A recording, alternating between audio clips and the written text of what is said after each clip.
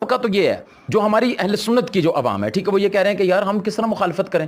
اگر ہم مخالفت کرتے ہیں ایران کی تو اس کا مطلب یہ ہوا کہ ہم یہودیوں کی سپورٹ کر رہے ہیں۔ جی یہ بتائیں، آپ کا یہ کہنا ہے کہ اہل تشیع کے ساتھ ہمارے عقیدے کے مسائل ہیں، ہمارے عقائد کے اختلافات ہیں، یہ آپ مان رہے ہیں؟ آپ کہتے ہیں اگرچہ ہیں، لیکن چونکہ انہوں نے اسرائیل کے اوپر اٹیک کیا ہے تو ہم اس کو ایک سائڈ پر رکھ دیتے ہیں۔ اچھا، عقائد کا جو اختلاف ہوتا ہے وہ دینی ہوتا ہے یا ذاتی ہوتا ہے؟ انڈرسٹوڈ ہے کہ دینی ہوتا ہے، ایسا ہی ہے نا؟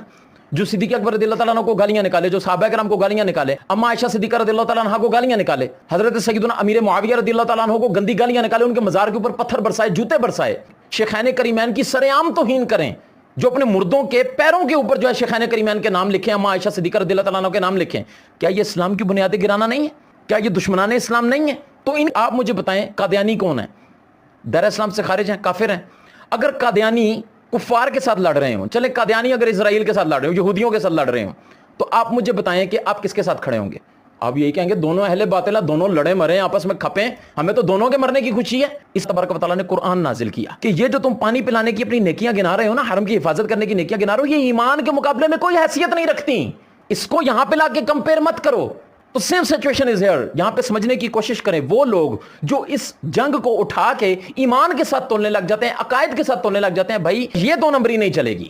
آپ اس چیز کو سمجھنے کی کوشش کریں کہ جب دو اہل باطل آپس میں لڑ رہے ہوں تو اسلام کو فائدہ ہے، ہم اسلام کے ساتھ کھڑے ہیں الحمدللہ۔ اگر دیکھیں نا قادیانی اور یہودی آپس میں لڑتے ہیں اور قادیانی جو ہے وہ مزائل داغ دیتے ہیں یہودیوں کے اوپر، تو آپ مجھے بتائیں آپ کس کے ساتھ کھڑے ہوں گے؟ انڈرسٹوڈ ہے کہ آپ اسلام کے ساتھ کھڑے ہوں گے۔ اب اگر کوئی کہے جی ان سے یہ عقیدے کا اختلاف ایک طرف، بھائی ایک طرف نہیں ہو سکتا، کیونکہ یہ عقیدے کا اختلاف اس نوعیت کا ہے کہ یہاں پہ کفر و اسلام کا مسئلہ ہے۔ وہ شیخین کریمین کے ایمان کے اوپر باتیں کریں کہ تم آؤ ابو بکر عمر کا ایمان ثابت کرو، اور ہم کہتے ہیں جی یہ عقیدے کا مسئلہ ایک طرف ہے، چونکہ انہوں نے اسرائیل کے اوپر حملہ کیا تو ہم ان کے ساتھ کھڑے ہو جائیں گے۔ اور بھائی یہ آپ کو کس نے کہہ دیا کہ جب دو اہل باطل آمنے سامنے ہوں، ایک کی مخالفت کرنے سے دوسرے کی حمایت ہو جاتی ہے؟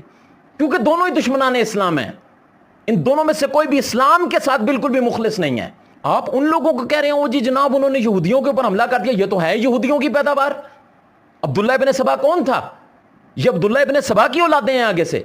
یہ تو وہ کوفی لا یوفی ہیں کہ جنہوں نے نواسہ رسول صلی اللہ تعالی علیہ وسلم کے ساتھ وفا نہیں کی، اور تمہارے ساتھ انہوں نے کیا وفا کرنی ہے؟ یہودی کتنی بڑی سازشی قوم ہے یہ آپ لوگ ابھی تک نہیں سمجھ سکے۔